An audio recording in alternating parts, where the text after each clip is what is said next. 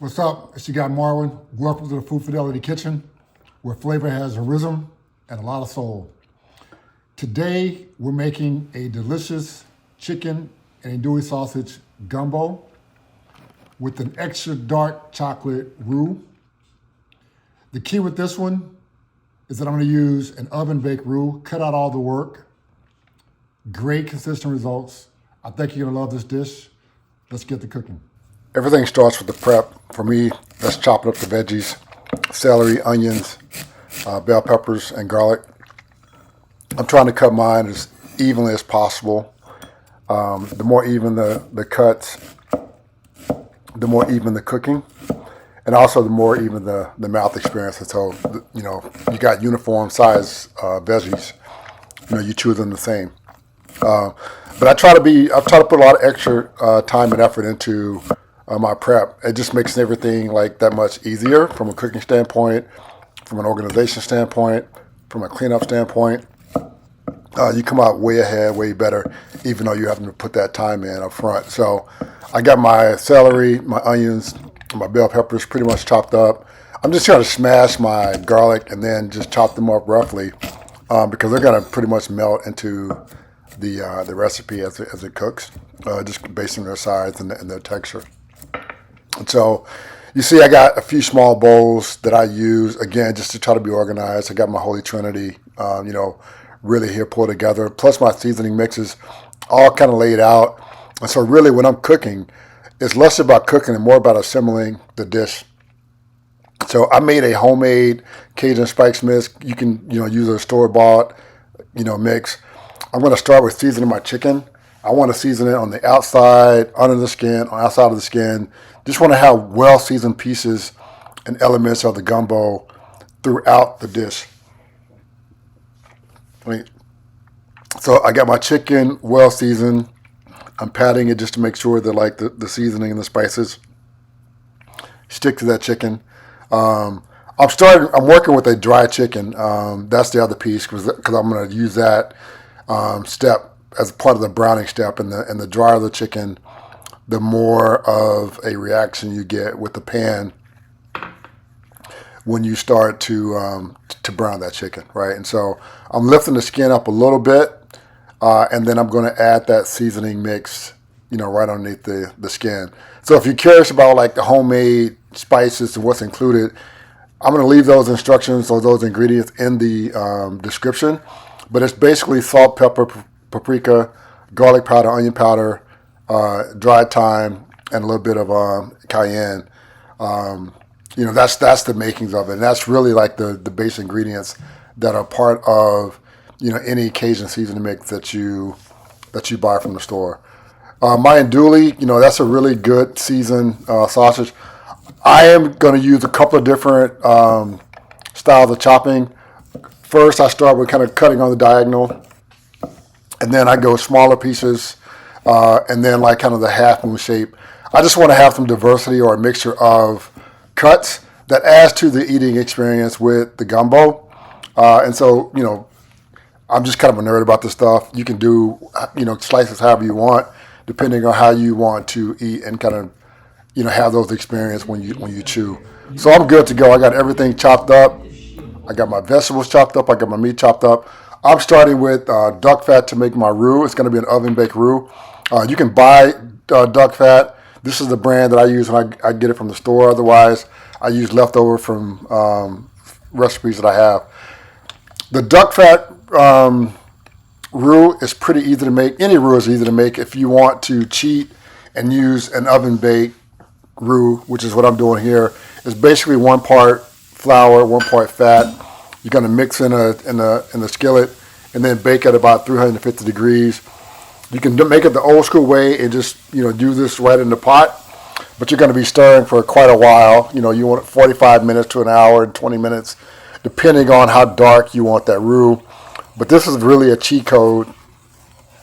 You want to just kind of get it started in the skillet, and then the rest is going to be done in the oven baking. And occasionally every 20 minutes or so, you'll want to check on it, give it a little stir, just in case. But this is kind of a hands-off version of baked roux. It's really cheating, honestly, in terms of what it's like when you make it traditionally with like all the stirring and all the mixing, where your elbows get tired and your forearms get tired and all that good stuff. And so at this point, it's really about like how dark do you want your roux? I want mine like dark chocolate roux, so I want to keep allowing mine to bake in the oven again at 350 degrees. You can see what this looks like. This is after about 60 minutes of baking. I've gotten a pretty nice chocolatey roux, but I want to go even further, so I'm going to go an additional 20 more minutes. So total roux cook time in the oven is about, we'll just say 80 minutes, an hour and 20 minutes. But that's little to no stirring at all, to make this happen, which allows me to, work on other things. So while this was like working in the oven, I was literally doing all of my chopping and all the other stuff that kind of comes along with making a gumbo. You can see that dark chocolatey color that I got. So now I'm good. I'm going to start browning my chicken. I got some chicken leg quarters. I also have some thighs here that I season well. And I'm just going to brown them on both sides, sealing in that flavor, getting that nice texture that I want on my chicken. So I got flavor, I got color, I got texture. So I'm browning on both sides. And once they're done, you can work off that rendered fat to cook and season some of the other ingredients. Basically, everything's going to be one pot, at this point on. And so all that flavor is going to be in the bottom of the pan that we're working with. And when you start adding some of the other ingredients, it just continues to multiply and compound the flavor. So now, most people like to start with the roux, but I start with my vegetables first. Try to get some of that raw flavor out, but also I like to kind of break them down in terms of like the texture a little bit. Only just for like a couple of minutes, like 2 to 3 minutes, just for saute. But I add some of that seasoning mix as we go. Again, like the heat in the pan helps those spices bloom a little bit. And then I'll add in the roux versus like starting with the roux and adding the vegetables in, which is the way a lot of people make their gumbo. I just tend to be a little different and go with the vegetables up front, and then I add the roux to the pan, right? So a cheat code from a prep standpoint, you could freeze your roux that you made ahead of time and just add it the roux when you're ready to use it, right? So here I am. I'm just kind of mixing it up. I'm going to start adding some of the wet ingredients that are going to help me deglaze the bottom of the pan. So I got some hot sauce. I got some Worcestershire sauce, as well as my chicken stock. If you got time, opt for a really good homemade stock. If not, go with the low sodium store-bought stock. Easier on the sodium because there's plenty of opportunity to kind of add salt from the sausage, from the spice mix, especially if you're using a store-bought spice mix, right? So that's the key. So I've kind of got my base, really solid, really ready to go. I got some bay leaves in there. You could add some fresh herbs if you wanted to. So now I'm going to add my sausage that I diced up really nice, and my chicken whole. I'm gonna cook the gumbo for a while until my chicken is fully cooked, and then we can work on pulling it apart, getting those bones out of there, etc. But as you can see, I got a really, really dark roux, asked for great color, and I got dark meat that I'm working with from a chicken standpoint that I'm going to be leveraging. Now I got all my ingredients, and I can give it a nice little mix. I got my seasoning, I got my chicken, my sausage, my veggies. So I'm going to simmer this covered for about an hour, some change, depending on how long it takes for that chicken to get fully cooked. And then I'm going to remove the chicken to a cutting board or a baking sheet, and I'm just going to pull it apart, separating the meat from the skin and the bones. So I'll get rid of the bones, get rid of the skin, and then just use those chicken pieces to go back into the pan with the gumbo and mix in and allow it to cook a little more again, so those flavors can really kind of come together, right? So your chicken should be done. But it should be tender enough that you can just kind of pull it off with 2 forks, which is the approach I'm using here. Again, the goal is to try to get as much of the fat away from the chicken, and also make sure that there are no bones that are going back into that gumbo, because you don't want to be chewing and eating your gumbo and have the surprise of biting into a bone. That's not a good look. It's not healthy. It's not good for your teeth, and it's just not a good experience. But that's it. You know, in terms of like the actual cooking that's involved in making this gumbo dish. As you can see, it's actually pretty easy to make it. You know, there's just a couple of steps to take, and some discipline in the technique. You know, honestly, right? And so that's really critical in making a good gumbo. Like, right?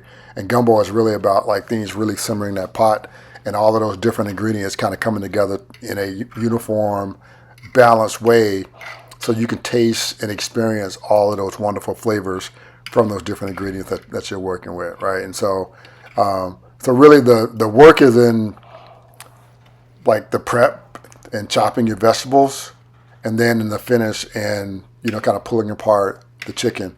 The rest, pretty much the oven, the pan heat does all the heavy lifting, you know, for you. So, you know, once you have your chicken kind of pulled from the bones and you have that fat separated, we're just going to do the work of putting all of this stuff back into that pot. I just love the way that looks. Like how rich and dark that gumbo is. So once you add the chicken back, you're still going to be operating at a pretty low simmer. Most of your cooking is pretty much like done. So probably about 75 or 80% of the cooking is done at this point. But the thing to add is your okra. For me, I like to add okra to thicken the gumbo. A lot of people will use, in place of okra, gumbo filet, or they'll use them in combination. I find that the okra is enough, but you can definitely keep the filet on hand. So if people want to add it to their bowl, they're good to go. But when you add that okra, you only need about 15, 20 minutes or so of cook time, before it starts to kind of thicken up that gumbo, as you can tell. And the chicken does similar from a thickening standpoint, but I got the texture I want with the chicken and the sausage and all that's kind of going on there. And now it's like really time to serve it up. One thing to note, like depending on like how you make your roux, if you taste it and there's a certain amount of like kind of a greasy kind of mouthfeel to it, the easier way to kind of get rid of the greasiness is to take some paper towels and just place them on top of the gumbo, and you'll see literally the towels will just kind of soak up all that fat. And then you can toss that away, and then you have the mouthfeel and the consistency that you want. But you should be okay. But you always want to test. You can also test for whether or not to add more seasoning. But I'm literally going to serve this up over a nice bowl of rice, and I'm good to go. And that's the gumbo recipe right there in the mix. And so you can see that comes together pretty easy. Nothing to it, but to do it. So as always, if you like the dish, if you like this gumbo, leave a like or a comment. Let me know how you're feeling and how it came out for you, and if you'd make any changes or upgrades to the dish. But thanks for vibing with me as always. Definitely. Now, this would be a Food Fidelity post without a soundtrack recommendation. Today's song is New Orleans Girl by PJ Morton with some help from his boy, Trombone Shorty. This track is smooth, it's fun, it's got that hometown New Orleans bounce essence to it. It's a track that moves, but you want it in the background while you're cooking and enjoying the day, especially if it's a Sunday. So hopefully you'll make this recipe, give it a try. A couple of things to remember. Gumbo is about patience with the roux, patience with the prep, slow and low cooking, let it take time. The longer the longer the pot sits, the better it gets from a flavor standpoint. Season at every step. Be intentional about the prep. Be intentional about the prep. It'll save you a lot of headaches, save you from making mistakes, save you time, help you with cleaning, all of the above. As always, thanks for vibing with Food Fidelity, the place where flavor always has a rhythm and a whole lot of soul. Don't forget, hit that red subscribe button. Continue to get recipe updates each week when I post. Thanks for vibing with me. Peace out.